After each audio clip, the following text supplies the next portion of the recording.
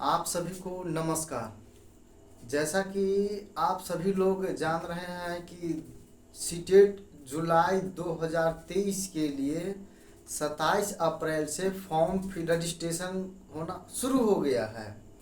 और बहुत सारे तथाकथित लोग पहले जैसे कि बहुत सारे लोग कर रहे थे कि जुलाई में एग्ज़ाम होगा नहीं होगा, सिलेबस चेंज हो जाएगा, कौन बोर्ड एग्ज़ाम कंडक्ट कराएगी।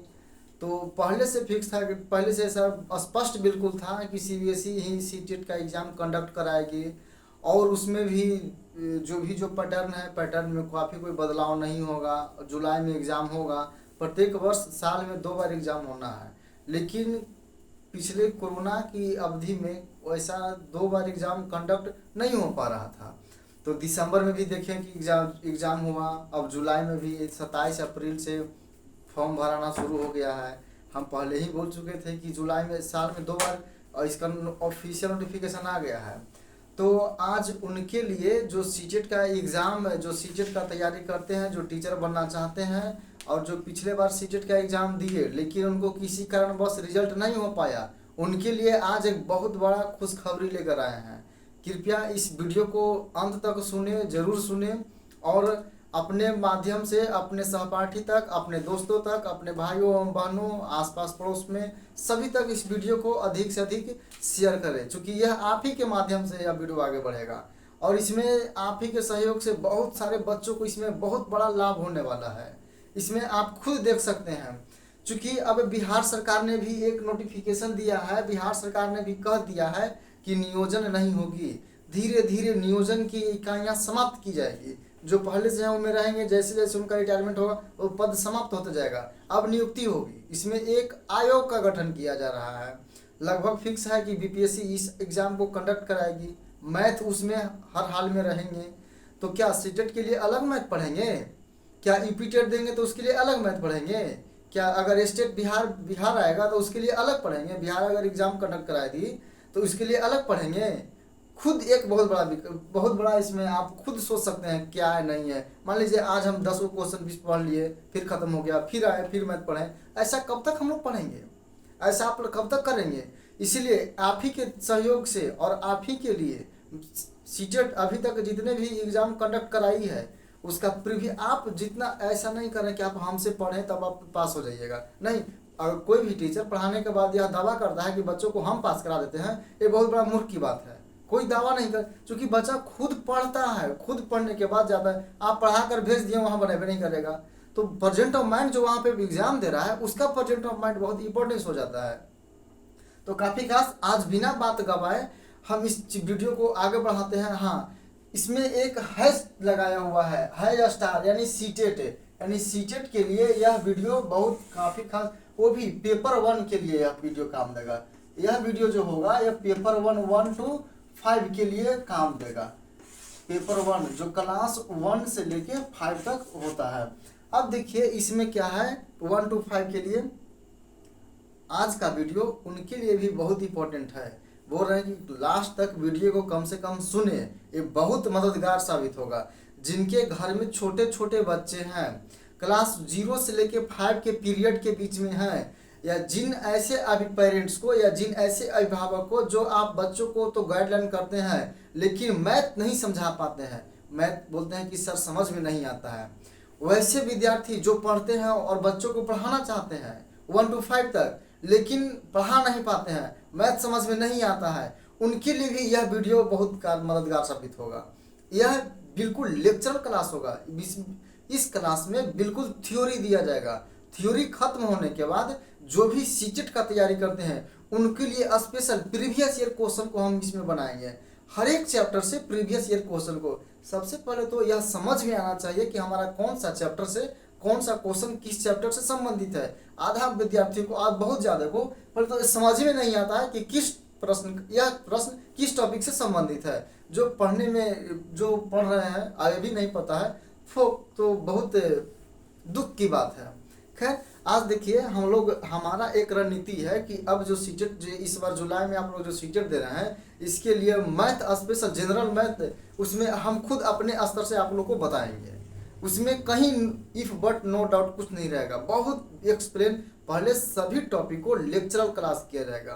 उसके बाद जिस टॉपिक से संबंधित प्रीवियस ईयर क्वेश्चन पूछ चुका है उसका हम लोग अध्ययन करेंगे बिना समय गवाए। अब हम लोग देखते हैं, देखिए सबसे फर्स्ट हम लोग पढ़ेंगे, जैसे कि मान लीजिए कि अगर हम संख्या पद्धति पढ़ रहे हैं तो संख्या पद्धति के बाद दशमलव तथा भिन्न, घातांक तथा करनी, वर्गमूल, घनमूल, एलसीएम, एचसीएफ, नेक्स्ट फिर पढ़ेंगे मापन इकाइयाँ। तो इसमें सभी इकाइयाँ को हम धीरे धीरे पढ़ेंगे। अभी हम एक लिए हैं समय बचाने के लिए नंबर सिस्टम, संख्या पद्धति। आखिर नंबर सिस्टम है क्या, नंबर सिस्टम का उपयोग कहाँ है, नंबर सिस्टम का उपयोग कैसे किया जाता है, कब से किया जा रहा है, इसमें कौन कौन से चैप्टर को पढ़ना है, इस चीज़ों को काफ़ी खास हम लोग देखने का प्रयास करेंगे। देखिए नंबर सिस्टम में एक फर्स्ट टॉपिक है अंक। इसमें सबसे पहले हम अंक को पढ़ेंगे। आज थोड़ा सा आपको बेसिक ढांचा बताने के लिए, स्ट्रक्चर सिलेबस बताने के लिए इस चीज़ों को लिख दिए, और नहीं तो फिर आगे हम इसको हम थियोरेटिकल देते ही जाएंगे आगे। अभी जैसे कि हम लोग देखने का प्रयास करेंगे,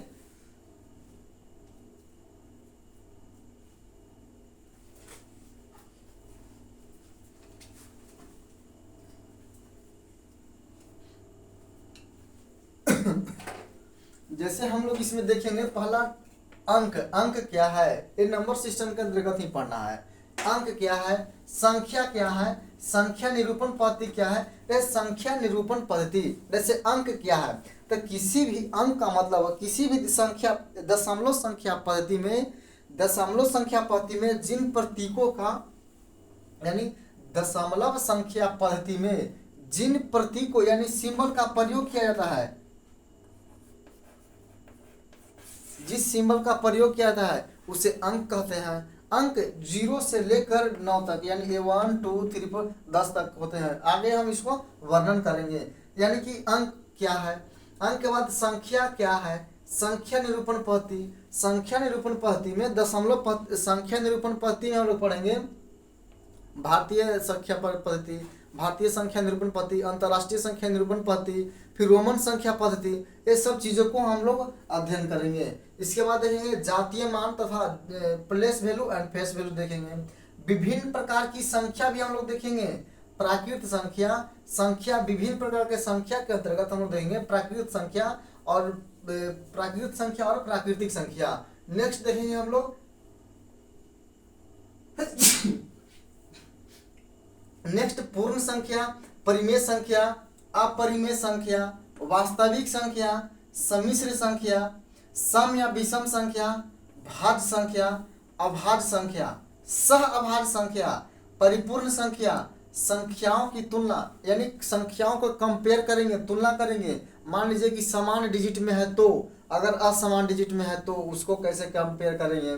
आरोही क्रम, अवरोही क्रम, पूर्ववर्ती और प्रवर्ती। पूर्ववर्ती यानी संख्या के पहले आने वाली संख्या और संख्या के बाद आने वाली सक्सेसर एंड प्रेडिसेसर, ये सब। फिर हम देखेंगे संख्याओं का सन्निकट मान, सन्निकटन।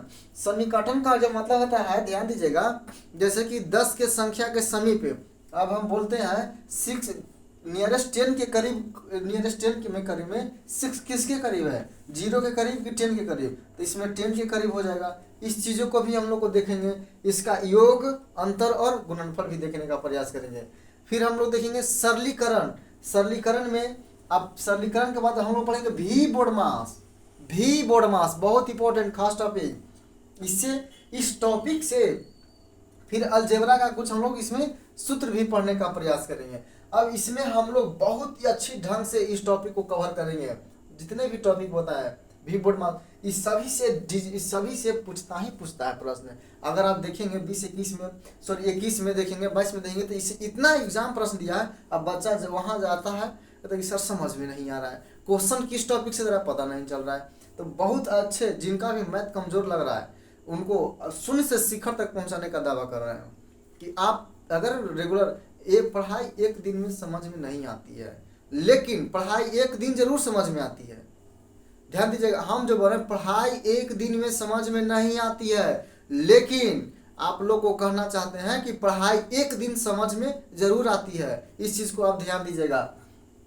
अभी हम लोग इस यहाँ देखेंगे, यहाँ के बाद तो अब इसमें आगे हम एक टॉपिक को स्टार्ट करते हैं। अब टॉपिक अगले पढ़ेंगे हम लोग। अब हम लोग इसमें देखने का प्रयास करेंगे अंक। सबसे पहले हम लोग देखेंगे नंबर सिस्टम, संख्या पद्धति है क्या। नंबर सिस्टम यानी संख्या पद्धति। संख्या पद्धति है क्या, यानी किसी भी संख्या को निरूपित करने वाली, माने किसी भी संख्या को, माने संख्या को निरूपित करने वाली या दर्शाने वाली पद्धति को संख्या पद्धति कहते हैं। यानी आप देखिए, अब यहाँ से आप कॉपी कलम निकाल के नोट बनाना शुरू कर सकते हैं या इसको पढ़ना शुरू। अभी जितने भी क्लास होंगे, जो बेसिक लेक्चरल क्लास होंगे, वो थियोरिटिकल क्लास होंगे, इसमें थ्योरी दिया जाएगा। इसके बाद आपको प्रीवियस ईयर सीजेट का क्वेश्चन बैंक बनवाया जाएगा हर एक टॉपिक से। अब आप देख सकते हैं संख्या पद्धति लिखिएगा हेडिंग में, नीचे डच दीजिएगा। किसी भी संख्या को निरूपित करने वाली या दर्शाने वाली पद्धति को संख्या पद्धति कहते हैं। अब इसमें जनरली इस चीज में, इसमें हम लोग जनरली जितने भी इसमें हम संख्या लिखेंगे, यानी हम लोग संख्या लिखने में सामान्यतः दशमलव पद्धति का प्रयोग करते हैं। किस पद्धति का? दशमलव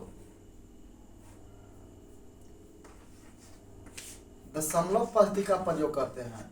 दशमलव पद्धति का प्रयोग करते हैं। देखिए, संख्या लिखने में हम लोग जो पद्धति का प्रयोग करते हैं, जनरली सामान्यतः दशमलव पद्धति का प्रयोग करते हैं, जिसका आधार 10 होता है।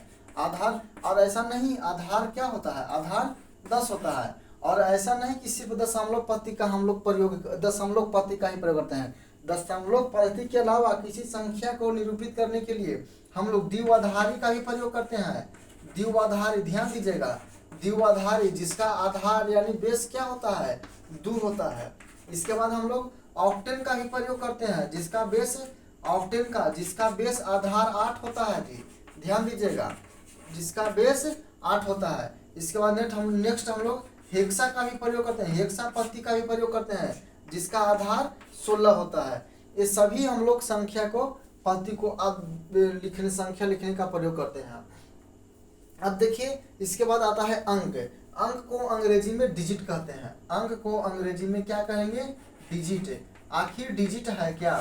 तो डिजिट के बारे में कहा गया है कि दशमलव संख्या पद्धति लिखने में जिस सिंबल का, दशमलव संख्या पद्धति लिखने में, यानी दशमलव संख्या पद्धति लिखने में जिस प्रतीक का प्रयोग होता है, यानी जिस प्रतीक यानी सिंबल का प्रयोग होता है, उसे हम लोग अंक कहते हैं।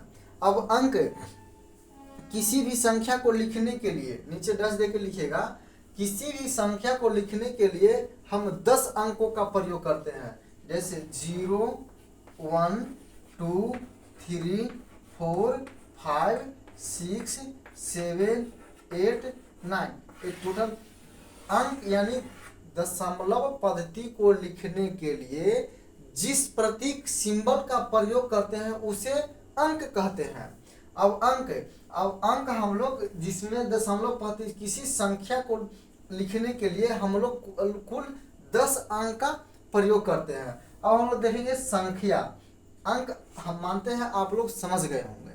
अब हम लोग देखेंगे संख्या। संख्या है क्या? इसको अंग्रेजी में बोलते हैं नंबर।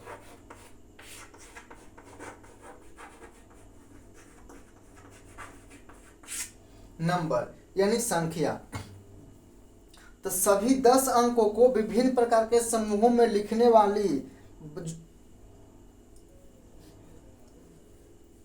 संख्या, यानी कि 10 जो अंक है, जितना भी जो अंक लिखने की दशमलव पद्धति में जिन पर 10 प्रतीक का प्रयोग किए, तो ये प्रतीकों के समूहों से जो बनता है, ये प्रतीकों की समूह को संख्या बोलते हैं।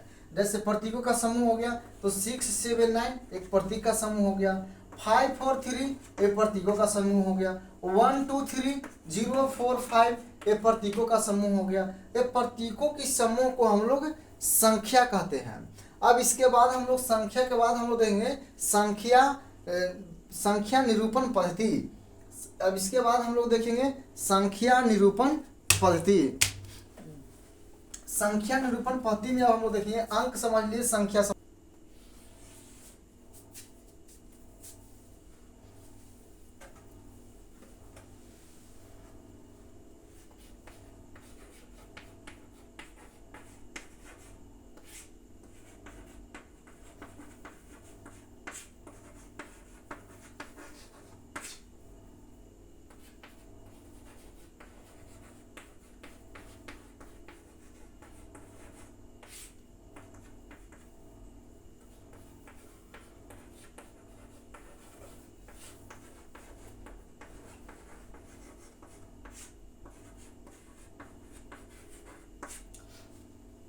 अब हम लोग देखेंगे संख्या निरूपण पद्धति। इसमें हम लोग संख्या निरूपण पद्धति में 3 चीज़ों को फोकस करेंगे। जैसे भारतीय संख्या पद्धति, तो भारतीय संख्या पद्धति जो होता है इसमें दाईं से बाईं ओर हम लोग लिखते हैं भारतीय संख्या पद्धति। इसमें हम लोग जैसे कि देखिए कोई भी संख्या को लिखते हैं तो इसमें पढ़ते हैं इकाई। मान लीजिए लिखे 1 2 3 4 5 6, तो इसको पढ़ते हैं इकाई, इसको पढ़ेंगे, इसको इकाई पढ़ेंगे, दहाई पढ़ेंगे, सैकड़ा पढ़ेंगे, हजार पढ़ेंगे, 10,000 पढ़ेंगे और लाख पढ़ेंगे। ये क्या हुआ? ये भारतीय संख्या पद्धति हुआ, ध्यान दीजिएगा। और अंतर्राष्ट्रीय संख्या पद्धति में हम लोग पढ़ते हैं अंतर्राष्ट्रीय संख्या पद्धति में पढ़ेंगे इकाई पढ़ते हैं, इकाई पढ़ते हैं, उसके इकाई पढ़ेंगे, दहाई पढ़ेंगे, सैकड़ा पढ़ेंगे, हजार पढ़ेंगे, हजार, 10,000, 100,000, यानी 1 10 100 1000 10,000 100,000। 100,000 के बाद पढ़ेंगे मिलियन। 100,000 के बाद क्या पढ़ते हैं? मिलियन। यानी कि अंतर्राष्ट्रीय संख्या पद्धति में 10 लाख बराबर 1 मिलियन, 10 लाख बराबर 1 मिलियन होता है, 10 लाख बराबर 1 मिलियन। आगे जब हम लोग प्रश्न बनाने लगेंगे तो इससे संबंधित बातों को हम लोग देखेंगे। अंतर्राष्ट्रीय पद्धति में जैसे भारतीय में इकाई, दहाई, सैकड़ा काफी का मान लीजिए कोई संख्या लिख रहे हैं 2 2 2 2 2, तो इसको अगर भारतीय पद्धति में लिख रहे हैं या कोई मान लीजिए यह संख्या लिख रहे हैं, तो संख्या लिखने में ये दाईं ओर है और या बाईं ओर है। दाईं से बाईं ओर जाने में संख्या अपने आप का दोगुना बढ़ता है। जैसे यहाँ 2 है तो यहाँ 20 हो जाएगा। मान लीजिए यहाँ 10, यहाँ दोगुना बढ़ रहा है, यहाँ 2 है और यहाँ 22 हुआ, तो 22 अब ये नहीं सोचिए कि 11 गुना बढ़ रहा है, नहीं, यहाँ दुगुना 10 दूना 20 बढ़ रहा है। अब यहाँ यानी कि मान लीजिए यहाँ इकाई का मतलब 1 होता है, दहाई का मतलब 10 होता है, सैकड़ा का मतलब 100 होता है। तो संख्या एक दूसरे को 10 गुना बढ़ने, 10 गुना संख्या अपने आप का 10 गुना, इससे यह इधर जाएगा तो 10 गुना बढ़ेगा, इससे यह 10 गुना बढ़ेगा। इस चीज़ को हम बाद में आगे ठीक से जब हम लोग क्वेश्चन बनाएंगे तो हल करेंगे। अब देखिए रोमन संख्या पद्धति, तो विश्व में आज भी विश्व में रोमन संख्या प्रचलित, वर्तमान समय में रोमन संख्या पद्धति भी प्रचलित है, रोमन संख्या पद्धति प्रचलित है। जैसे कि रोमन संख्या को अरबिक में भी हम देखिए, यह आई को हम लोग 1 पढ़ते हैं, भी को हम लोग 5 पढ़ते हैं, एक्स को हम लोग 10 पढ़ते हैं, सी को हम लोग 100 पढ़ते हैं, एल का मतलब 50 होता है, एम का मतलब 1000 होता है और डी बराबर 500 होगा, डी बराबर 500। यह रोमन संख्या पद्धति। अभी आप लोग को लग रहा है कि हद पर समझ में नहीं आ रहा क्या है, नहीं, जैसे जैसे आप सुनते हैं उस चीज़ को रिवाइंड करके सुनिए। 1 से 2 क्लास में जैसे ही धीरे धीरे क्लास में आप बढ़िएगा, आप सिस्टमेटिक हो जाइएगा, फिर कहीं कोई दिक्कत नहीं होगा, ना समझने में, ना हमें समझाने में, ना आपको समझने में। ये बहुत ईजी टॉपिक है। अब देखिए, अब हम लोग रोमन संख्या पद्धति पढ़ेंगे। रोमन संख्या पद्धति में मान लीजिए, अब देखिए रोमन संख्या पद्धति में कुल 7 चिन्ह का प्रयोग किया जाता है।